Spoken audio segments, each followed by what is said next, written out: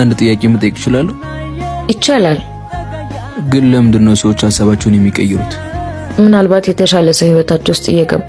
እሷ ግን ከኔ የተሻለ እየፈለገች አይደለም። ሁሌም አንተ ለኔ የተሻልክ ነህ ትለኝ ነበር። ስለምትወዳት ልጅ ነው እያወራኸኝ ያለኸው? አዎ። ታዲያ እንዴት ቃሏ ተለወጠ? አብራችሁ ደስተኛ አልነበራችሁም እንዴ? በጣም። እና ምን ተፈጠረ? በትንሽ ነገር ተጣላን። ከዛስ?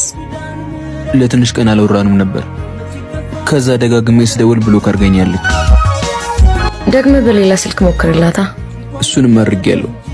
ከዛ ወቀች መልሼ እደውልልሃለሁ አለች። እና ታዲያ ደወለችልህ?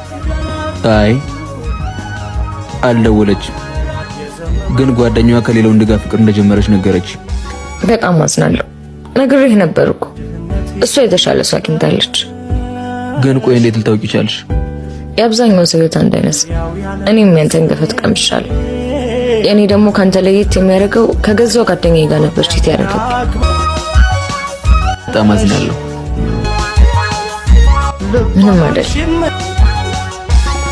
ወዴት ነው ሉሌ? አዲስ ህይወት ለመቀጠል ዝግጁ ነሽ?